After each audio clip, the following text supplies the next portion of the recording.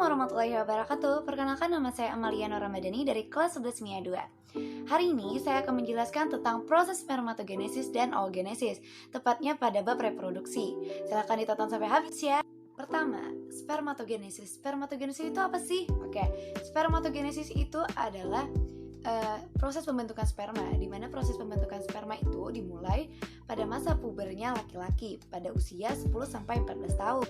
Proses spermatogenesis itu terjadi di testis, tepatnya di tubulus seminiferus. Kata tubulus seminiferus itu berasal dari dua kata. Ada pertama kata tubula yang berarti saluran, dan seminiferus atau semen atau juga disebut dengan sperma. Nah, jadi tubulus seminiferus itu adalah saluran yang berkelok-kelok tempat pembentukan sperma, di mana tubulus seminiferus ini akan membentuk testis. Proses spermatogenesis itu melibatkan tiga hal, di mana ketiganya ini terdapat di dalam tubulus seminiferus.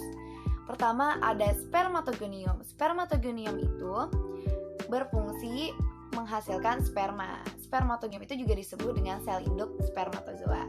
Yang kedua ada sel Sertoli. Sel Sertoli ini berfungsi memberikan nutrisi kepada spermatozoa. Yang ketiga ada sel Leydig. Sel Leydig ini berfungsi menghasilkan hormon testosteron. Ini berperan untuk pembelahan meiosis dalam pembentukan spermatosit sekunder. Proses pembentukan sperma atau spermatogenesis ini dipengaruhi oleh beberapa hormon berikut. Pertama ada LH atau luteinizing hormone, di mana luteinizing hormone ini berfungsi merangsang sel Leydig agar menghasilkan hormon testosteron. Yang kedua ada FSH atau follicle stimulating hormone, di mana FSH ini berfungsi merangsang sel Sertoli agar menghasilkan ABP atau androgen binding protein. ABP ini akan merangsang spermatogonium agar memulai spermatogenesis, di mana kedua hormon ini terdapat di hipofisis anterior. Tahapan-tahapan proses spermatogenesis itu ada 3 tahapan ya. Pertama ada tahap penggandaan, yang kedua ada tahap pertumbuhan, yang ketiga ada tahap pematangan. Pertama, tahap penggandaan. Pada tahap penggandaan ini dimulai dari sel primordial ini mengalami pembelahan meiosis secara berulang-ulang sehingga membentuk spermatogonia. Yang kedua, tahap pertumbuhan. Tahap pertumbuhan ini dimulai dari spermatogonium itu kan bersifat diploid. Lalu si spermatogonia ini mulai tumbuh dan berkembang. Lalu dia akan membentuk spermatosit primer yang juga bersifat diploid.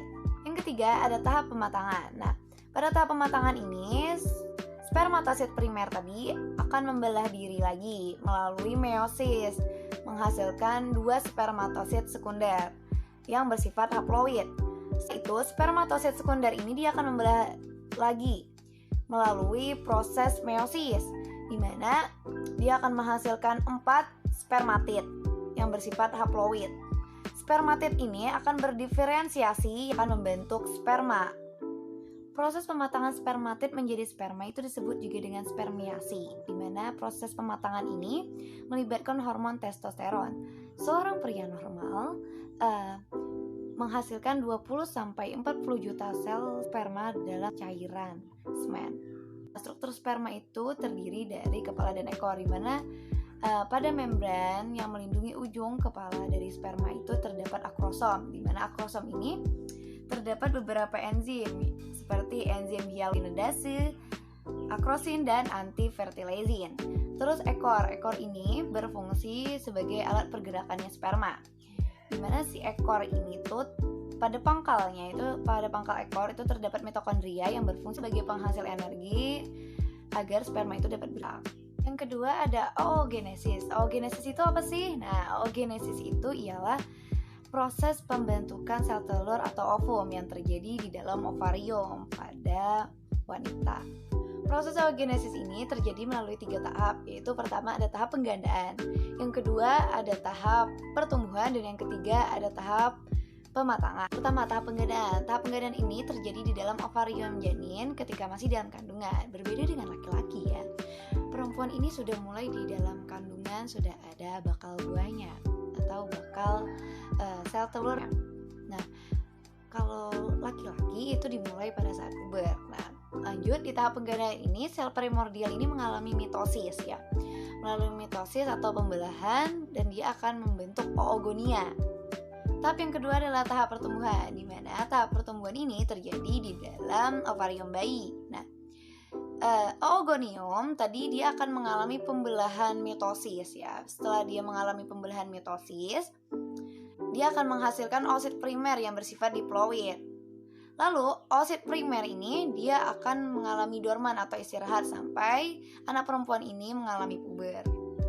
Yang ketiga ada tahap pematangan. Pada tahap pematangan ini dimulai pada masa pubernya anak perempuan karena terjadi perubahan hormonal pada anak. Nah, perubahan hormonal ini membuat oosit primer ini mulai bekerja lagi sehingga melakukan pembelahan pada meiosis 1 dan menghasilkan oosit sekunder dan kutub primer yang berukuran kecil. Oosit sekunder itu akan berhenti membelah ketika terjadi ovulasi. Selanjutnya, meiosis kedua itu dilanjutkan oleh sel telur yang telah mengalami fertilisasi. Pada pembelahan ini, oosit sekunder akan menghasilkan ootit yang bersifat haploid dan badan kutub sekunder yang bersifat haploid. Ootit akan mengalami diferensiasi menjadi ovum, sedangkan badan primer juga akan mengalami pembelahan menjadi 2 badan kutub. Namun kadang-kadang badan kutub primer mengalami degenerasi sebelum mengalami pembelahan. Oosit sekunder yang diovulasikan dari ovarium dia akan dilindungi oleh 2 lapisan, yaitu lapisan luar disebut corona radiata dan lapisan dalam itu disebut dengan zona pellucida. Lalu oosit sekunder ini menghasilkan senyawa fertilizin yang mempunyai fungsi pertama ada mengaktifkan sperma agar bergerak lebih cepat. Terus yang kedua menarik sperma secara kemotaksis positif. Yang ketiga mengumpulkan sperma di sekeliling ovum. Sekian video pembahasan oogenesis dan spermatogenesis dari saya. Salah hilaf mohon maaf. Wassalamualaikum warahmatullahi wabarakatuh.